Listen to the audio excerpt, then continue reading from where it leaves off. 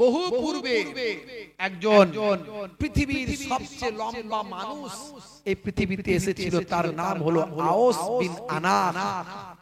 ইনি ছিলেন হযরত আদম আলাইহিস সালামের কন্যা সাফুরার বংশধরদের মধ্যে, সাফুরার বংশধরদের মধ্যে থেকে তার জন্ম হয়েছিল।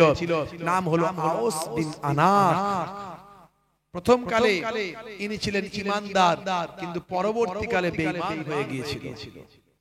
৩,৫০০ বছর বেঁচে ছিল, ৩,৫০০ বছর। তখনকার যুগে মানুষ ১,০০০-২,০০০ বছর করে বাঁচত, বুঝতে পারছেন? আর এই বান্দা একটু বেশি দিন বেঁচে ছিল, ৩,৫০০ বছর। হে তরুণ যুবকেরা, হে আমার বন্ধুরা, হে আমার মুরব্বিয়ানেরা, শুনে রেখে দিন বাবা, জেনে রেখে দেন। হে মুসলমান, একটুখানি শুনুন। এই ব্যক্তি ৩,৫০০ বছর বেঁচে ছিল, এতটাই লম্বা ছিল, শক্তিশালী ছিল। সমুদ্রের পানিতে দাঁড়িয়ে গেলে তার কোমর পর্যন্ত পানি হতো। ভাই আমার, কোন কিতাবের মধ্যে লেখা আছে, ভাই আমার কোন বর্ণনায় এসেছে, হাদিসের মধ্যে আব্দুল্লাহ ইবনে আব্বাস থেকে বর্ণিত আছে। ভাই আমার, হে জওয়ান যুবকেরা, এই আওস বিন আনাস সমুদ্রের তলা থেকে হাতে করে মাছ ধরতো। ওই হাতে করে মাছ ধরে আর সূর্যের দিকে ভাই আমার রাখতো, সূর্যের রৌদ্রের তাপেতে ভাজা করে ফেলতো। ওই ভেজে সে খেয়ে নিত। আর যখন পানির পিপাসা লাগতো, হাতের লাঠি দিয়ে আকাশের মেঘমালায় আঘাত করত, মেঘ থেকে পানি বের হতো, সেই পানি খেয়ে নিজের জানটা ঠান্ডা করত। এই হলো আওস বিন আনাস।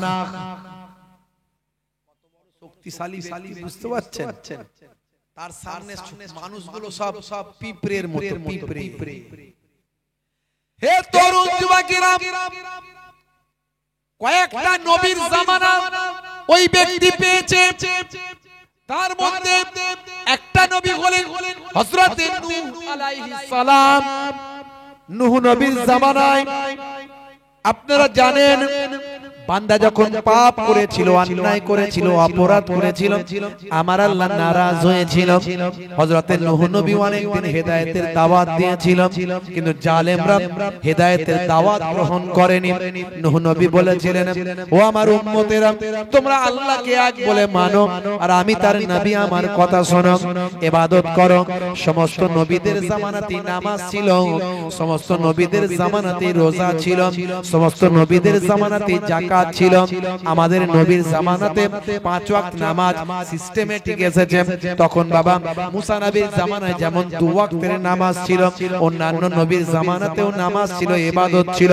হে তরুণ যুবকেরা, হে আমার বন্ধুরা, হযরত নূহ নবী যখন তার কওমকে হেদায়েত করতে পারলেন না, আল্লাহর দরবারে বলেন, আল্লাহ, আমি তো হেদায়েত করতে পারি না, তুমি এদের জন্য যা হয়, যেটা হয় ভালো বোঝো করো। আমার আল্লাহ বললেন, হে নবী নূহ, চিন্তা করো না, তুমি এক কাজ করো, একটা নৌকা কিস্তি তৈরি করো, কিস্তি তৈরি করো। কষ্ট হচ্ছে আপনাদের? কষ্ট হচ্ছে? দেন। হে তরুণ যুবকেরা, হে আমার বন্ধুরা, নূহ নবীর এই বন্যার কিছুদিন আগে একজন বুড়ি মা নূহ নবীর কাছে এসে ঈমানটা কবুল করেছিল। ও নবী নূহ, আমি আপনার হাতে হাত দিয়ে আপনার কাছে এসে ঈমানের কালেমা পড়ে নিলাম। এখন বলুন, আপনি আমাকে কি করতে হবে? মা আল্লাহকে এক বলে বিশ্বাস করবে, আর সর্বদা তোমার লিসানটা আল্লাহ আল্লাহ জিকিরে মাশগুল রাখবে। মা চিন্তা করো না, যদি তুমি আল্লাহর ইবাদতে মাশগুল থাকো, বিপদ কোনটা দিয়ে পালিয়ে যাবে টের পাবে না। হে তরুণ যুবকেরা, আল্লাহ বলছেন, বান্দারে ফাজকুরুনি আযকুরুকুম, বান্দা তোরা আমাকে স্মরণ কর, আমি আল্লাহ আল্লাহ তোদের স্মরণ করব। আপনি যদি নামাজি হয়ে যান, রোজাদার হয়ে যান, যাকাত দেনেওয়ালা হয়ে যান, সুন্নত ওয়ালা হয়ে যান, তেলাওয়াত ওয়ালা হয়ে যান, সার্বিকভাবে আল্লাহকে আপনি স্মরণ করেছেন, আর আল্লাহ আপনাকে যদি স্মরণ করেন, কোন পৃথিবীর শক্তি আপনাকে ধ্বংস করতে পারবে না, এনআরসি এনপিআর আপনাকে ব্যতিব্যস্ত করতে পারবে না, কোন রকম আসমানি জমিনি গজব আপনাকে ধ্বংস করতে পারবে না, কোন করোনা আইলা লাইলা আপনাকে নষ্ট করতে পারবে না। কারণ আপনাকে যদি আল্লাহ স্মরণ করেন, পৃথিবীর কোন শক্তি আপনার ক্ষতি করতে পারবে না। হে তরুণ যুবকেরা, হে আমার বন্ধুরা, হযরত নূহ নবী ওই বুড়ি মাকে বলে দিলেন, মা যাও, সর্বদা তোমার লিসানটা, জিহ্বাটা আল্লাহর ইবাদতে লাগিয়ে রাখবে। আল্লাহর নবী, আমার আপনার নবী, আখিরি জামানার পয়গম্বর, জগতের শেষ নবী, একজন সাহাবী ছিলেন, নাম হলো হযরত আবু রাজিম। আবু রাজিমকে বললেন, বাবা আবু রাজিম, তোমাকে দুটো নসিহত করি বাবা। আবু রাজিম, যখন তুমি কোন জিকিরের মাহফিল পাবে, ওয়াজ নসিহতের মাহফিল পাবে, যখন কোন তেলাওয়াতের মাহফিল পাবে, কোরআন হাদিসের বয়ানের মাহফিল পাবে, তাফসীরের মাহফিল পাবে, আল্লাহ এবং রাসূলের মাহফিল যখন পাবে, সেই জায়গায় হাজিরা দেওয়া তোমার জন্য লাজিম, জরুরি মনে করে নেবে। ফায়জা খালাউতা ফাহারুলিক লিসানিকা মাস্তাতাআত বিযিকরিল্লাহ। আর যখন তুমি একাকী থাকবে, নিরিবিলিতে নির্জনে যখন থাকবে, তোমার লিসানটা, জিহ্বাটা আল্লাহর জিকিরে মাশগুল রাখবে। সর্বদা তোমার লিসানটা আল্লাহর জিকিরে মাশগুল রাখবে। अल्लाह ही अल्लाह किया करो, दुख न किसी को दिया करो, जो दुनिया का मालिक है नाम उसी का लिया करो। अल्लाह अल्लाह अल्लाह अल्लाह अल्लाह अल्लाह, পড়ুন না, अल्लाह अल्लाह अल्लाह अल्लाह अल्लाह अल्लाह अल्लाह अल्लाह। शीशा टूट के जुड़ सकता है, दिल न जुड़ेगा टूटे, कितना है ओ दर्द बे इंसाफ, पर का घर जो लूटे। दुख न किसी को दिया करो, अल्लाह ही अल्लाह किया करो, जो दुनिया का मालिक है नाम उसी का लिया करो। अल्लाह अल्लाह अल्लाह अल्लाह, পড়ুন, আল্লাহু আল্লাহ আল্লাহু আল্লাহ আল্লাহ আল্লাহ। নবী বলেন, দয়া করো, দুঃখ দিও না কাউকে, জালিম মানুষ মৃত্যুর পরে जन्नत पावे ना जे।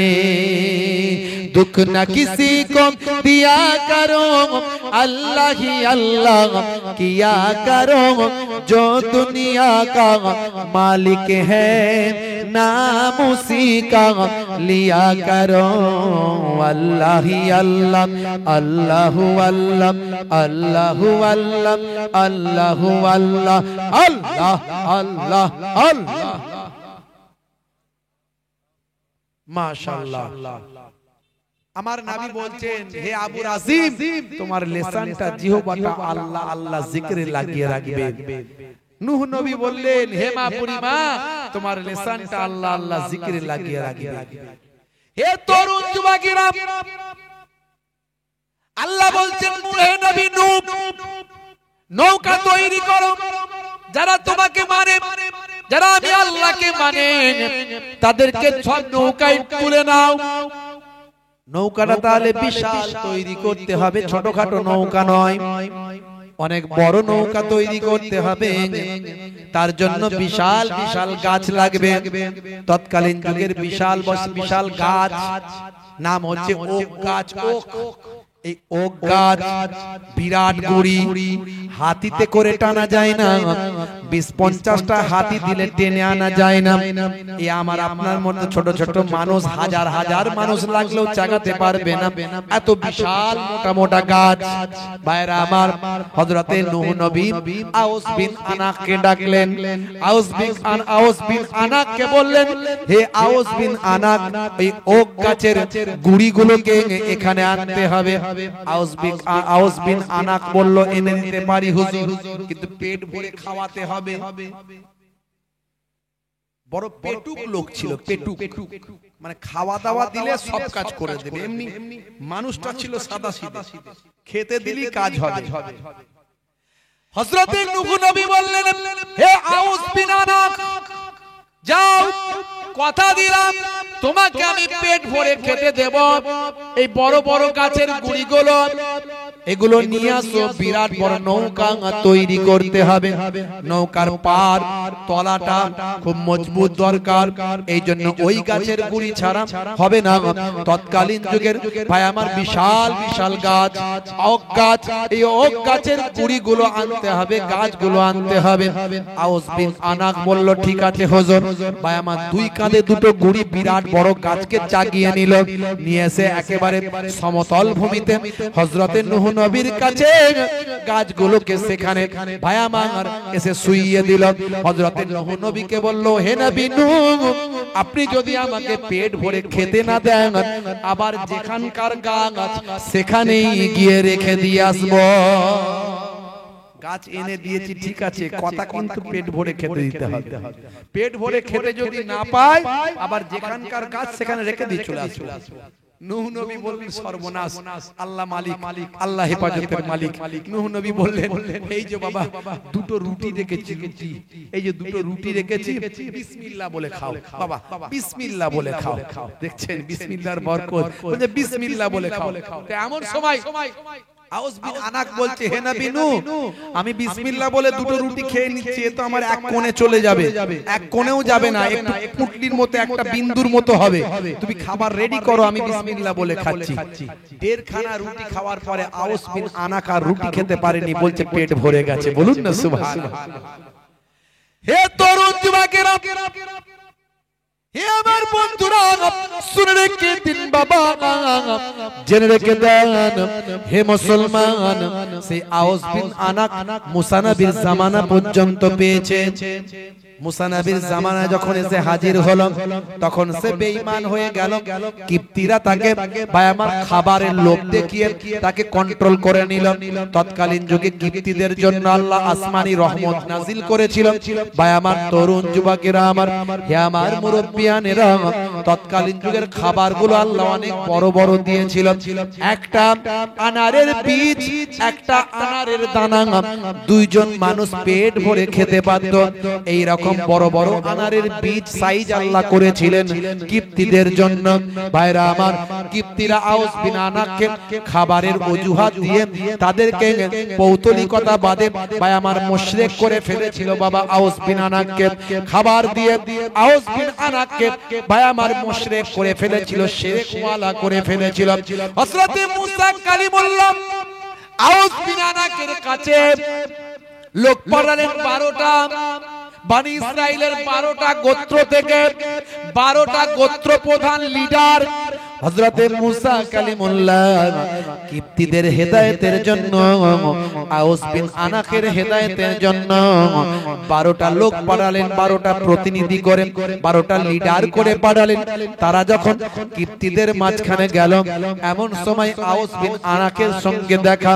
আউস বিন আনাক বলল, আগে কিপ্তিদের সঙ্গে কথা পরে বলবে, তারা আমাকে পেট ভরে খাওয়ায়, আমি তাদের প্রতি কৃতজ্ঞ, আগে আমার সঙ্গে কথা বলো, তোমরা কি বলতে চাও? বলে, আমরা মুসা নবী আমাদেরকে পাঠিয়েছেন কিপ্তিদেরকে এবং তোমাকে দ্বীনের দাওয়াত দিতে এসেছি।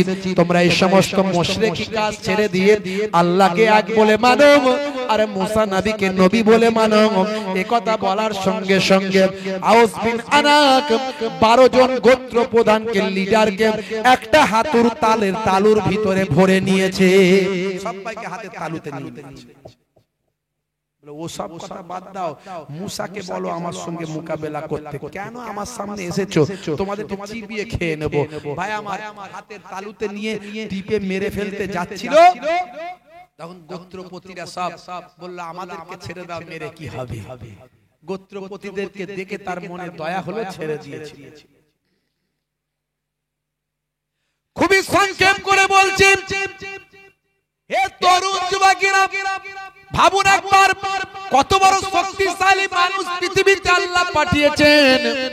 ফেরাউনের নাম আপনারা শুনেছেন, নমরুদের নাম শুনেছেন, কারুনের নাম আপনি শুনেছেন, ভাই আমার হামানের নাম শুনেছেন, সাদ্দাদের নাম শুনেছেন, কারুনের নাম আপনি শুনেছেন। কারুন কোন কারণ? যে কারণ মুসা নবীর চাচাতো ভাই ছিল, সম্পর্কে পাড়া সম্পর্কে। মুসা নবীর বংশের মধ্যে ছিল কারণ চাচাতো ভাই। হে তরুণ যুবকেরা, শুধু তাই নয়, ফেরাউনের রাজদরবারের উজির ছিল, ফেরাউনের উজিরও ছিল এই কারণ। এত ধন সম্পদ আল্লাহ তাকে দিয়েছিলেন, সোনা রূপা মণি মুক্তা, ভাই আমার প্রবাল, ভাই আমার হিরে, যত রকম ভাই আমার প্রাকৃতিক সম্পদে তাকে পরিপূর্ণতা আল্লাহ দান করেছিলেন। সে ছিল সেই জামানার এক নাম্বার ধনী। তার সিন্ধুকের এত চাবি ছিল, সিন্ধুকের এত চাবি ছিল, আমার আল্লাহ বলেন ভাই আমার একদল বলবান ক্ষমতাশালী লোক সিন্ধুকের চাবি বইতে কষ্ট বোধ করত। কোরআন মাজিদ খুলুন, সূরার নাম সূরা কাসাস, আয়াত নাম্বার হলো ৭৬।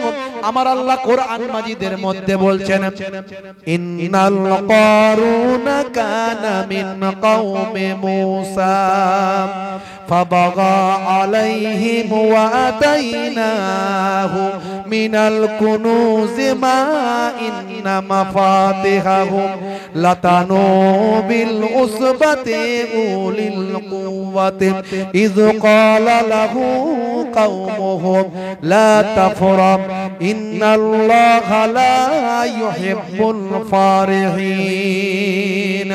এ তরুণ যুবকেরা, আমার আল্লাহ বলছেন কারণ ছিল মুসার সম্প্রদায়ভুক্ত, কিন্তু সে তাদের প্রতি উদ্ধত আচরণ করেছিল।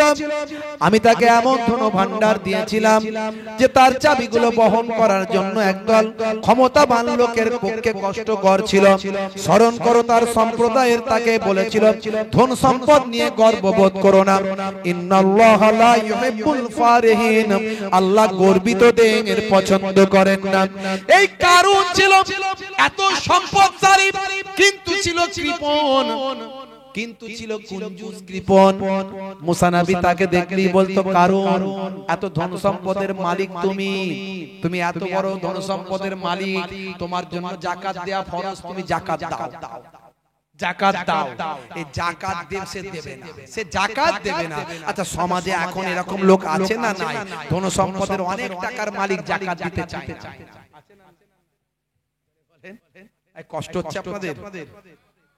যাকাত দিতে চায় না, এরকম লোক আছে না নাই? আবার যদিও দেয়, দেখা গেল কোটি কোটি টাকার মালিক, লক্ষ লক্ষ টাকা যাকাত, সে দিচ্ছে ক টাকা? ৫-১০ হাজার টাকার লুঙ্গি কিনে ৩ দিন ধরে বিরাট লম্বা লাইন করে ছবি তুলছে আর দিচ্ছে, বলছে যাকাত বিরাট দিচ্ছে। আছে না নাই? যাকাত দেওয়ার উদ্দেশ্য কি? গরিবি হাটাও, দেশ বাঁচাও। সর্বনাশ করেছে, রাত অনেক হয়েছে, বোঝা যাচ্ছে। গরিবি হাটাও, দেশ বাঁচাও। ভাইরা আমার, তরুণ যুবকেরা আমার, যাকাতের উদ্দেশ্য হলো এটা, তাই তো নাকি? তাই তো নাকি? ভাইরা আমার, এখন লোকে যাকাত দেওয়াকে মুসিবত মনে করে। যদি ঠিকঠাক মানুষ যাকাত দিত, আপনার প্রতিবেশী আশপাশের মানুষগুলো কি আর গরিব থাকতো? সব তারা বড়লোক হয়ে যেত, প্রত্যেকেই যাকাত দেনেওয়ালা হয়ে যেত। জোরে বলুন সুবহানাল্লাহ। আল্লাহ কোরআন মাজিদে যাকাত দেওয়া আপনার আমার জন্য ফরজ করেছেন, কিন্তু দুর্ভাগ্য মুসলমান আমরা যাকাত ছেড়ে দিয়েছি, ঠিকমতো হিসাব করে দিই না। হে তরুণ যুবকেরা, কারণ ছিল কৃপণ, যাকাত দিতে চাইতো না। মুসা নবীও ছাড়নেওয়ালা মানুষ নয়। যখনই রাস্তাঘাটে দেখা হতো, কারণ যাকাত দাও, সে বলতো হে নবী মুসা তুমি আর কাউকে পাও না, শুধু আমাকে দেখো। এমন কি আমি টাকা পয়সার মালিক হয়েছি যে শুধু আমাকে যাকাত দিতে বলো? ভাইরা আমার, মুসা নবীর সঙ্গে বিয়াদবি তো করতে পারে না, কারণ মুসা নবী হাতের লাঠিটা ছাড়লে বিরাট সাপ হয়ে দৌড়ায়, কথা ঠিক না ভুল? ভয় আছে না নাই? পাল্লি তো যাকে খেতে বলবে খেয়ে নেবে। মুসা নবীকে আল্লাহ এমন ক্ষমতা দিয়েছিলেন, বগলের ভিতর দিয়ে হাতটাকে গোল করে ঘোরালে সূর্যের মতো আলো হতো। মুসা নবী রাগী মানুষও ছিলেন। আজরাইল ফেরেশতাকে এমন চর মেরেছিলেন, চোখ খুলে গিয়েছিল বলে এক রওয়ায়াতে পাওয়া যায়। হে তরুণ যুবকেরা, হে আমার মুরব্বিয়ানেরা, এক কিপ্তি ভাই আমার বনি ইসরাইলের এক লোকের সঙ্গে তর্ক করছে, ঝগড়া করছে, কথা শুনে না। মুসা নবী বোঝাচ্ছেন, বোঝে না, শেষে এক চর মেরেছে, মারা গেছে, হয়েছে না হয়নি? হে তরুণ যুবকেরা, মুসা নবীর সামনে যখনই দেখা হয় কারুনের, মুসা নবী বললে কারুন যাকাত দাও, কিন্তু সে বলে যাকাত দিতে পারবো না মুসা, আমার কষ্ট মেহনতের পয়সা আমি দেব না। হে তরুণ যুবকেরা, বারবার এইভাবে চলতে চলতে কারণ চিন্তা করলো এমন একটা কাজ করতে হবে, মুসাকে এমন অপমান করতে হবে, এমন বেইজ্জত করতে হবে, যাতে মুসা আর যাকাত দাও যাকাত দাও করতে না পারে। আমার কাছে যাকাত চাওয়া তো দূরের কথা, মানুষের কাছে চেহারা যেন দেখাতে না পারে। মাথায় বুদ্ধি আসলো, সেই জামানার সবচেয়ে বড় বেশ্যা মহিলা, তার নাম হলো সাবজা, শুদ্ধ ভাষায় বললে পতিতা নারী। সেই জামানার সবচেয়ে সুন্দরী, যাকে কে না চেনে বাবা, সাবজা বলে তাকে নাম। কেউ তাকে নামে চেনে, কেউ তাকে কামে চেনে। সেই সাবজার কাছে চলে গেল রাতের অন্ধকারে, সাবজার ডেরায় গিয়ে রাতটা কাটালো। সাবজার সঙ্গে রাতটা কাটিয়ে দিয়ে সাবজাকে বলল, সাবজা এই নাও, তুমি তো আমাকে চেনো, আমার নাম শুনেছো, আমি তো সেই কারুন, আর আমার সম্পদের কোনো শেষ নাই। এই নাও 5 লক্ষ স্বর্ণ মুদ্রা তোমাকে দিলাম, একটা কাজ তোমাকে করতে হবে। বলে কি কাজ? কি কাজ করতে হবে বলো শুধু? বলে কাজ যদি সাকসেসফুল হয় আর ও টাকা দিয়ে তোকে ঢাকা ফেলে দেব। অমুক দিনের অমুক সময়ে আমাদের হেড মস্তান, আমাদের আল্লাহ ভাই আমার, সে নিজেকে আল্লাহ বলে দাবি করেছিল, আপনারা জানেন তার নাম কি? আমরা কি বলি? ফেরাউন। ফেরাউন মানে এটা উপাধি, এটা কি একটা লাকাব? মুসা নবীর জামানায় এক ফেরাউন ছিল, ইব্রাহিম নবীর জামানায় এক ফেরাউন ছিল। ফেরাউন মানে এটা একটা উপাধি, যেমন সুলতান, রাজা, বাদশা। হে তরুণ যুবকেরা, হে আমার বন্ধুরা, শুনে রেখে দিন বাবা, মুসা নবীর জামানায় হেড মস্তান ফেরাউন নিজেকে আল্লাহ বলে দাবি করেছিল, আনা রাব্বুকুমুল আলা, আমি তোমাদের বড় খোদা। এমন সময় ভাই আমার, দোস্ত আমার, কারুন বলল, হে সাবজা, আমাদের হেড মস্তানের জন্মদিন, আমাদের আল্লাহর জন্মদিন, বলুন না নাউজুবিল্লাহ। বন্ধুরা আমার, অমুক দিনে আমাদের ফেরাউনের জন্মদিন, রাজ দরবারে খাওয়া দাওয়া, খানা পিনার ভালো ব্যবস্থা, শত শত মানুষ উপস্থিত হবে, আর যেখানে লোক জামায়াত হয় সেখানে মুসা কালিমুল্লাহ গিয়ে আল্লাহ এবং সুন্নতের দাওয়াতটা সেখানে দেয়। তখন মানুষ, তখন আল্লাহ এবং রাসূলের দাওয়াত কত কষ্ট ছিল, আর এখন আমরা কত নবীর খাতিরে আল্লাহ কত সম্মানের সঙ্গে আমাদের দাওয়াত দেয়াচ্ছে, আর আমরা তো বেদিনদের কাছে যাই না, তারা বেদিনদের কাছে দাওয়াত দিতেন। তফাৎ কত। হে তরুণ যুবকেরা, এমন সময় মুসা কারুন বলে, হে সাবজা, যেখানে মানুষের ভিড় হয় সেখানে মুসা নবী দাওয়াত দিতে যায়। রাজ দরবারে যখন শত শত মানুষ থাকবে, মুসা নবী এসে তখন দাওয়াত দেবে, আল্লাহকে মানো, নবীকে মানো, ফেরাউনকে মানো না, সুন্নত মানো, নামাজ পড়ো, যাকাত দাও, এই সব যখন বলবে, তখন আমি একটা স্টেজ থেকে আগুল দেখাবো। আমি হলাম উজির, ফেরাউনের উজির আমি, ফেরাউনের পাশে সিংহাসনে বসে থাকবো। সেখান থেকে তুমি ওখানে থাকবে মজলিসে, মেয়েদের প্যান্ডেলে তুমি থাকবে, সামনে একদিকে পুরুষ একদিকে মহিলা, মহিলাদের মাঝখানে থাকবে। আমি একটা আগুল দেখাবো, এই আগুল দেখানোর সঙ্গে সঙ্গে তুমি উঠে দাঁড়িয়ে পড়বে, দাঁড়িয়ে বলবে, ভাই সকল, কেউ আমাকে নামে চেনে, কেউ আমাকে কাজে চেনে। এই যে মুসা এত বড় বড় ওয়াজ করছে, এত সুন্দর কথা বলছে, আসলে এই মুসা হলো আমার 1 নাম্বার কাস্টমার। এই কথাটা বলতে পারবে, বলে কোনো অসুবিধা নাই। মুসা নবীকে যদি তুমি বলতে পারো যে হাজার হাজার লোকের সামনে মুসা আমার 1 নাম্বার কাস্টমার, মুসা নবী আমার 1 নাম্বার কাস্টমার, দেখবে তাহলে তার ইজ্জত আর বলে কিছু থাকবে না, সব ধুলিসাৎ হয়ে যাবে। খালি বলে দেবে গত রাতেও আমার সঙ্গে থেকেছে, আমার ডেরাই ছিল, ও দিনের বেলা ওয়াজ করে, ভালো ভালো কথা বলে, আর রাতের বেলা আমার কাছে আমার ডেরাই যায়, ও আমার 1 নাম্বার কাস্টমার। এটা ভালো করে বলে, কোনো অসুবিধা নাই। এই কথা বলতে পারলে টাকায় ঢাকা ফেলে দেবে। হে তরুণ যুবকেরা, নির্দিষ্ট দিনে নির্দিষ্ট সময়তে এমন সময় ফেরাউনের রাজদরবারে শুরু হলো জন্মদিন। হে জওয়ান যুবকেরা, খানা পিনার ব্যবস্থা, শত শত মানুষ চারিদিক থেকে আসছে সেখানে। বাইরা আমার, লোক জামায়াত যখন হয়েছে, মুসা নবী এসে হাজির হয়েছে, ওয়াজ শুরু করে দিয়েছে দাঁড়িয়ে দাঁড়িয়ে। ভাই সকল, এই যে ফেরাউন নিজেকে আল্লাহ বলে দাবি করেছে, ফেরাউন কখনো আল্লাহ হতে পারেন না। আল্লাহ হলেন এক, সেই Allah is one, Allah is one hmm all depend, he begets not is a begotten. ভাই আমার, ওয়াজ শুরু করে দিয়েছেন, আল্লাহর সঙ্গে শিরক করো না বাবা, তোমরা নামাজটা আদায় করো, যাকাতটা প্রদান করো, রোজাটা রাখো, সত্য কথা বলো, হারাম পথ থেকে সরে এসো, লা তাকরাবুজ জিনা, জিনার কাছে ধারে কাছেও তোমরা যেও না, অন্যায় অপরাধ থেকে নিজেকে মুক্ত করো। ওয়াজ শুরু করে দিয়েছেন। মুসা নবী দেখতেও যেমন সুন্দর ছিলেন, কণ্ঠও তেমন সুন্দর ছিল। নবীরা রাসূলরা প্রত্যেক জামানাতে দেখতেও সুন্দর হন আর কণ্ঠও সুন্দর হয়। মুসা নবীর কথা শুনে সকলে মোহিত হয়ে গেল, হৃদয়টা বিগলিত হতে লাগলো। সাবজাও মনোযোগ দিয়ে ওয়াজ শুনে, ওয়াজ শুনে সাবজার হৃদয়টা পরিবর্তন হতে থাকে। এত সুন্দর ওয়াজ, এত সুন্দর কথা, সাবজা মনে মনে ভাবে জীবনে জিন্দেগিতে আর কখনো আমি শুনি না।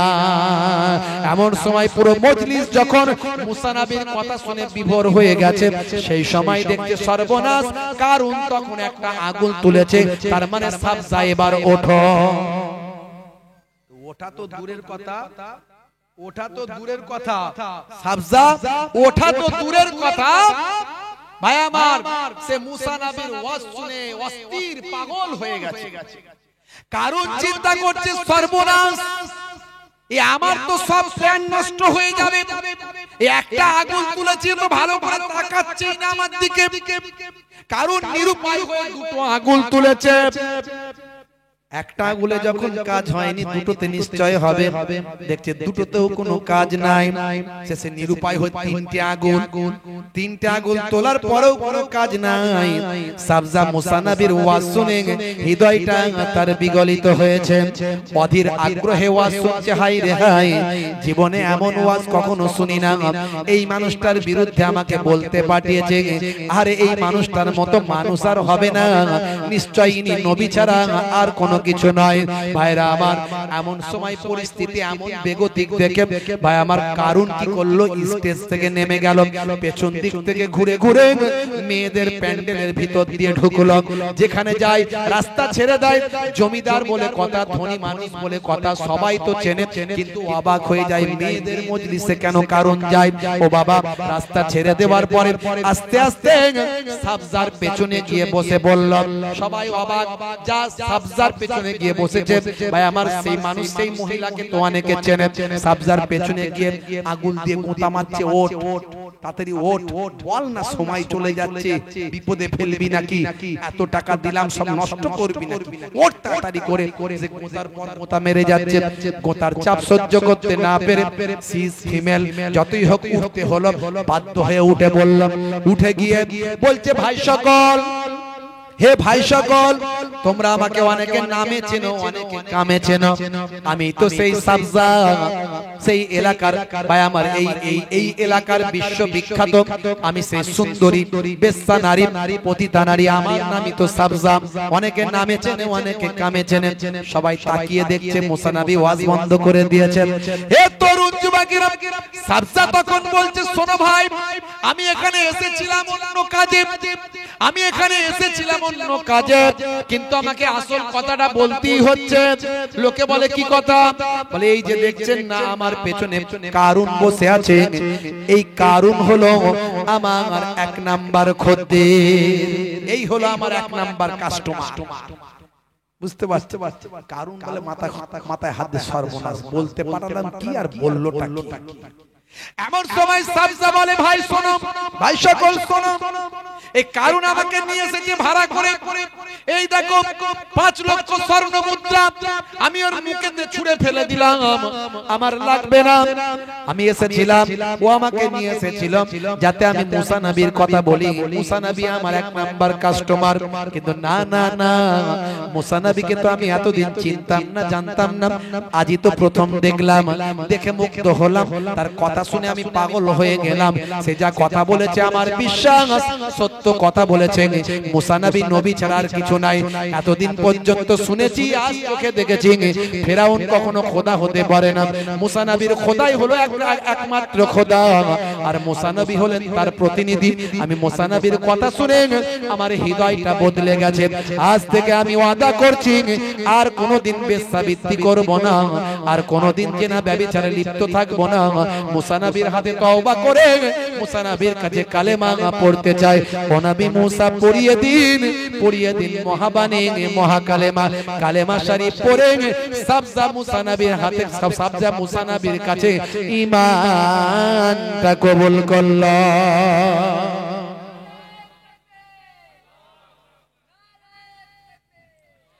হে তরুণ যুবকেরা, হে আমার বন্ধুরা, সাবজা আসল কথা সব বলে দিল। এই কারুন আমাকে ভাড়া করে নিয়ে এসেছে মুসা নবীকে অপমান করার জন্য, আর বলেছে যদি আমি অপমান ঠিকঠাক করতে পারি আমাকে টাকা দিয়ে ঢাকা ফেলে দেবেন। কিন্তু আমি পারলাম না, আমি অন্যায় করতে পারলাম না, আমি গুনাহগার পাপী, আমি বেশ্যা নারী হতে পারি। কিন্তু আল্লাহ এবং রাসূলের বাণী শুনে আমার হৃদয়টা পরিবর্তন হয়েছে। মুসা নবীকে নবী বলে মানলাম, আল্লাহকে আল্লাহ বলে মেনে নিলাম। হে তরুণ যুবকেরা, হে আমার বন্ধুরা, এই কথা শুনে মুসা নবী রাগান্বিত হলেন, চোখ লাল হয়ে গেল। ভীষণ রাগী নবী, ভীষণ রাগী পয়গম্বর। হে জওয়ান যুবকেরা রাগান্বিত হলেন। ভাই আমার সেই সময় বললেন, হে সকলেরা, তোমরা যারা মজলিসে আছো সবাই এখান থেকে চলে যাও। বলার সঙ্গে সঙ্গে মুহূর্তের মধ্যে মজলিস ফাঁকা হয়ে গেল। মুসা নবীর হাতের লাঠি ছাড়লে সাফ হয়ে যায়, সবাই ফাঁকা হয়ে গেল। সাবজাও চলে গেল, সাবজা মুহূর্তের মধ্যে চলে গেল। মুসা নবী একথা বললেন, সবাই চলে গেল, কিন্তু কারুন উঠতে পারে না। কারুনের পেছনে যেন ফেভিকল লাগানো হয়েছে, সে আর উঠতে পারে না। অনেক কষ্ট করে লাঠি ধরে ভাই আমার খুঁটি ধরে উঠলো বটে, যেন মনে হচ্ছে হ্যান্ডিক্যাপ দাঁড়াতে পারে না। মুসা নবী বললেন, হে কারুন, এখনো সময় আছে, এখনো সময় আছে, যাকাত দেবে কিনা বলো। খুবই সংক্ষেপ, একদম শেষ লগ্নে চলে এসেছি, খুবই সংক্ষেপ শেষ লগ্নে চলে এসেছি। মুসা নবী দেখেন, এই হলো নবীদের কাজ। এত রেগে গেছেন, তারপরেও লড়াইটা নিজের জন্য করছেন না, আল্লাহর জন্য। হযরত আলী মুর্তজা কারামাল্লাহু ওয়াজহুর সঙ্গে একজন কুফার রাসূলের দুশমনের লড়াই চলছে। হযরত আলী মুর্তজা কারামাল্লাহু ওয়াজহু তার বুকের উপর উঠে বসে পড়েছে। ভালো করে বুঝবেন, দেখুন, একটু গৌর করুন। তার বুকের উপর উঠে বসে পড়েছে। এমন সময় সেই জালেম বাঁচার জন্য তাড়াতাড়ি যাতে আলী রাদিয়াল্লাহু তাআলা তাকে মেরে ফেলে, আলী রাদিয়াল্লাহু তাআলা আনহুর চেহারাতে থুতু নিক্ষেপ করেছে। হযরত আলী রাদিয়াল্লাহু তাআলা তাকে ছেড়ে দিলেন, যা তোকে ছেড়ে দিলাম। সে উঠে দাঁড়িয়ে বলে, আমি তাড়াতাড়ি যাতে তুমি আমাকে মেরে ফেলো সেই জন্য থুতু নিক্ষেপ করলাম, আর থুতু নিক্ষেপ করতে তোমাকে ছেড়ে দিলেন, কেসটা কি? বলে, ওরে জালেম, তুই জানিস না আমাদের ঈমান কাকে বলে, নবীর প্রেম কাকে বলে, আল্লাহর প্রতি বিশ্বাস কাকে বলে। এতক্ষণ আমার লড়াইটা ছিল বেঈমানের সঙ্গে ঈমানদারের, আল্লাহর শত্রুর সঙ্গে আল্লাহর মহব্বতের, হ্যাঁ রাসূলের দুশমনের সঙ্গে রাসূলের প্রেমিকের এতক্ষণ আমি লড়াইটা করছিলাম আল্লাহ এবং রাসূলের জন্য। আর যখন তুমি থুতু নিক্ষেপ করলে, যখন তুই থুতুটা আমার চেহারায় দিলি, আমার রাগ হয়ে গেল। তখন আমার মোটিভটা চেঞ্জ হয়ে গেল। এবার আমার রাগ চলে এলো, মনে হলো যেন আমি নিজের জন্য লড়াই করছি। আমি আমার নফসকে কন্ট্রোল করে, আমি রাগকে কন্ট্রোল করে, আমি আমার নিজের জন্য তোকে মারবো না, এই জন্য আমি তোকে ছেড়ে দিলাম। দেখেছেন, এই নাম ইসলাম। আমরা ইসলামটা বুঝতে হবে। আমরা আল্লাহ এবং রাসূলের জন্য লড়াই করি না, লড়াই করি নিজের জন্য, নফসের জন্য। নফসকে কন্ট্রোল করতে হবে। তরুণ যুবকেরা আমার, মুরব্বিয়ানিরা আমার, একেবারে সংক্ষেপ করে বলে দিচ্ছি শুনুন। এমন সময় মুসা কালিমুল্লাহ সব রাগকে কন্ট্রোল করলেন, করে আবার সে বললেন, হে কারণ এখনো বাঁচার সুযোগ আছে। অনেক ষড়যন্ত্র করেছো, আমাকে অপমান করার চেষ্টা করেছো, আমি যাতে মুখ দেখাতে না পারি তার চেষ্টা করেছো, আমাকে অসম্মান করার জন্য একজন মহিলাকে ভাড়া করে নিয়ে এসেছো, আজকে তো হেদায়েত হয়ে গেল। হে কারণ এখনো সময় আছে, বলো তুমি যাকাত দেবে কিনা বলো। কারণ বলল, বুঝতে পেরেছি সব জাদু মন্ত্র দিয়ে কন্ট্রোল করে নিয়েছো তুমি, আমি মরে গেলেও যাকাত দেব না। মুসা কালিমুল্লাহ বলে, আর কোনো রাস্তা নাই, আর বাঁচানোর তোমাকে কেউ রাস্তা নাই। শোনো তাহলে, যখন যাকাত যখন দেবে না, আমি আল্লাহর দরবারে জানিয়ে দিচ্ছি, ইয়া আর খুজ বলার সঙ্গে সঙ্গে হে জামিন কারুনকে টেনে নাও, বলার সঙ্গে সঙ্গে কারুনের হাঁটু পর্যন্ত শুকনো জামিনে গেড়ে গেল। এরপরও মুসা নবী, প্রত্যেকটা নবী, প্রত্যেকটা রাসূল, প্রত্যেকটা ওলিয়া উলিয়া যারা হাক্কানি আলেম, তাদের মোটিভ যতক্ষণ ওয়াজ করবে বান্দা যাতে আল্লাহকে মানে, নবীকে মানে, সর্বদা এটাই তাদের চেষ্টা থাকে। এরপরও মুসা কালিমুল্লাহ বলছেন, হে কারণ এখনো বাঁচার রাস্তা আছে, এখন হাঁটু পর্যন্ত গেড়েছে, এখনো বলো যাকাত দেবে কিনা। জালেম বলে, মরে গেলেও যাকাত দেব না, তোমার জাদু মন্ত্র দিয়ে যা খুশি করো। তখন মুসা নবী দেখলেন নিরুপায়, তখন আবার রাগান্বিত হয়ে আল্লাহকে সন্তুষ্ট করার জন্য আবার বললেন, ইয়া আরদ খুজ, হে জমিন কারুনকে টেনে নাও, বলার সঙ্গে সঙ্গে বুক পর্যন্ত যা শুকনো জমিনের ভিতর গেড়ে গেল। তখন হযরতে মুসা কালিমুল্লাহ আবার বললেন, হে কারণ এখনো সময় আছে, এখনো সময় আছে, হে কারণ এখনো সময় আছে, যাকাত দেবে কিনা বলো।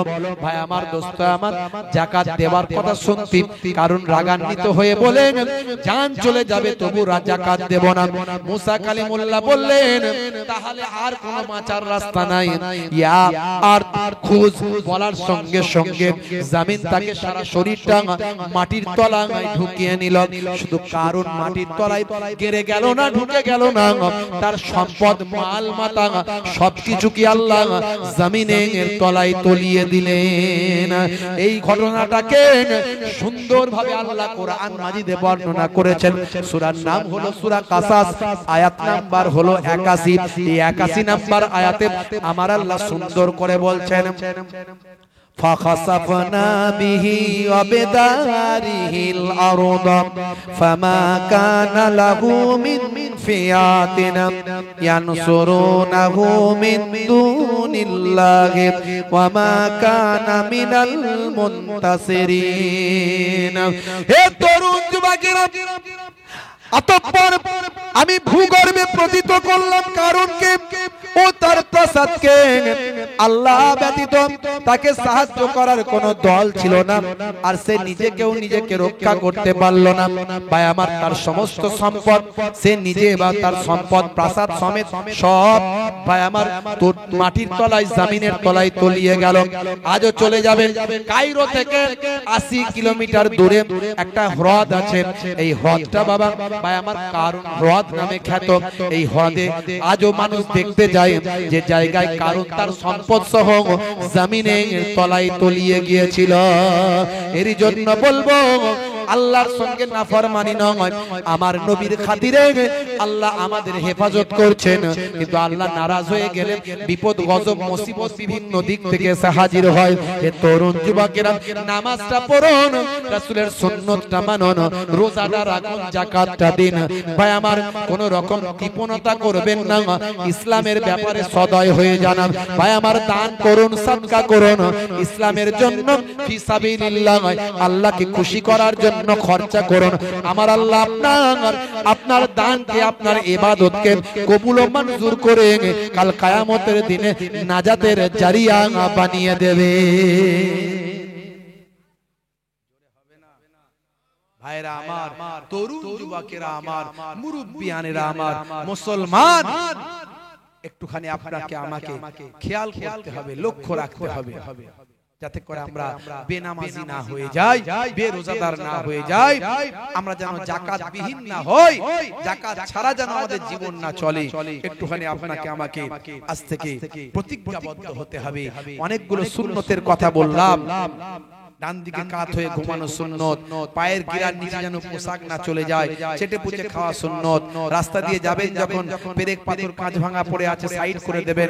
ইয়া আবাজার লা তাহকিরান্নাল মারুফা সাইয়াদ, বাবা আবু যার, তোমার ছোট ছোট কাজগুলোকে কাজ ছোট মনে হতে পারে, কিন্তু এই ছোটগুলোই রহমতের দরিয়া বর্ষণ করে দেবেন। আজ থেকে প্রতিজ্ঞা করুন, এত সুন্নত যা বললাম তার মধ্যে সবচেয়ে বড় সুন্নত হলো মুখের দাড়ি। এই মুখের দাড়িটা আপনি রাখবেন। এখন বিরাট কোহলি, হরভজন সিং, লিওনেল মেসি, এরা সব মুখের দাড়ি রেখেছে। পৃথিবীর কত বড় বড় সেলিব্রিটিরা মুখের দাড়ি রেখেছে, ফ্যাশন দাড়ি, ফ্যাশন দাড়ি। কিন্তু আপনি দাড়িটা ছোট হোক আর বড় হোক রাখবেন সুন্নত ওয়ালা দাড়ি, নবীর সুন্নত মনে করে রাখবেন। আজ ছোট আছে কাল বড় হয়ে যাবে, সুন্নত মনে করে যদি রেখে থাকেন, কবরে যদি চলে যান এই অবস্থায় মুনকার নাকির ফেরেশতা এসে বলবে মান রব্বুকা, দেখতে পাবে মুখে দাড়ির দেখা, হতে পারে এই দাড়িটা হবে নাজাতের জারিয়া। বন্ধুরা আমার, যাই হোক, একটুখানি আপনাদের খেদমত থেকে বিদায় নেওয়ার আগে আগামী বছর এই পাক মাহফিলটার জন্য একটুখানি দান চাইবো। কারুনের মতো কৃপণতা করবেন না, যার দেওয়ার ক্ষমতা আছে কারুনের মতো কৃপণতা করবেন না, বখিলিপনা করবেন না। বখিল হলো আল্লাহর শত্রু, আর কৃপণ হলো আল্লাহর শত্রু, দাতা হলো আল্লাহর বন্ধু। জোরে বলুন সুবহানাল্লাহ। কোরআন মাজিদে আল্লাহ রাব্বুল আলামিন বলছেন মান জাআ বিল হাসানাতি ফালাহু আশরু আমসালিহা, বান্দা একটা হাসানা করবে 10টা জাযা বদলা পাবে। ভাই আমার, এক দেবে, আল্লাহ বলছেন 10 দেব।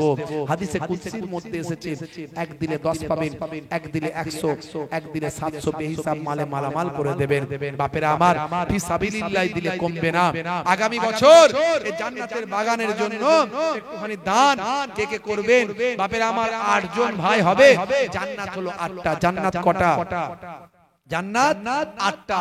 8 ভাইকে চাইবো, আপনাদের পীরের ঘরের আওলাদ, দুই দরবারের দুই খানদানের মেহমান হয়ে এসেছি, মুসাফির হালাতে আছি। দাওয়াতুল মাজলুমে, দাওয়াতুল মুসাফির, দাওয়াতুল ওয়ালিদে আলা ওয়ালাদিহি, 3 শ্রেণীর ডাক আল্লাহর দরবারে কবুল হয়, এতে কোনো সন্দেহ নাই। তার মধ্যে একটা হলো মুসাফিরের ডাক। আমি আল্লাহর দরবারে দোয়া চাইবো, আছেন কোন বান্দা? 8 জনকে চাইবো, জান্নাত হলো 8টা। বাবা, বিয়ে বাড়িতে গেলে 1000 টাকা খরচা হয়ে যায়, ডাক্তারখানায় গেলে 1000 টাকা খরচা হয়ে যায়, cancer, tumour, paralysis, heart attack করলে ভেলোর, চেন্নাই, ম্যাড্রাস, টাটা যেতে গেলে লক্ষ লক্ষ টাকা খরচা হয়। ফি সাবিলিল্লাহ নিয়ত করে দিন, আল্লাহ আমাকে সুস্থ রাখবে, বড় বিপদ দেবে না। আমার পরিবারকে সুস্থ রাখো, বড় বিপদ দিও না। জমিনে আসমানি মুসিবত থেকে দূর করে দাও আল্লাহ, সংসারকে শান্তিময় করে দাও। আমার বাপ মা দাদা যারা কবরে চলে গেছে, কবরে আযাবকে maaf করে দাও। নবী বলছেন বুখারী শরীফের হাদিস, ইন্নামাল আমালু বিন্নিয়াত, নিয়তের উপর আমল হয়। এই নিয়তের উপর আমল হয় বাপজি আমার, এই নিয়তকে আল্লাহ কবুল ও মঞ্জুর করে নেবেন। একটুখানি নিয়ত করে বলেন, ভাইরা আমার, তরুণ যুবকেরা আমার, মুরব্বিয়ানেরা আমার, কে কে আছেন হাতটা তুলে বলে দেবেন যে আগামী বছর 1001 টাকা দেবেন। 8 জন ভাই, 8টা জান্নাত, একটা না একটা যেন নসিব হয়ে যায়। খাস ভাবে দোয়া চাইবো, একটু হাতটা তুলে দেখানো যাবে? যিনি প্রথম হাত তুলবেন আল্লাহ তাকে ডবল সওয়াব দেবেন। আমি খাস ভাবে দোয়া চাইবো। আমার বাপজি 1 নম্বরে হাত তুলেছেন, হ্যাঁ 1 নম্বরে কিনা জনাব সিদ্দিক গাজী সাহেব 1 নম্বরে হাত তুলেছেন, জোরে বলুন মারহাবা। 2 নম্বরে আমার বাপজি, শেখ আব্দুল আজিজ সাহেব 2 নম্বরে হাত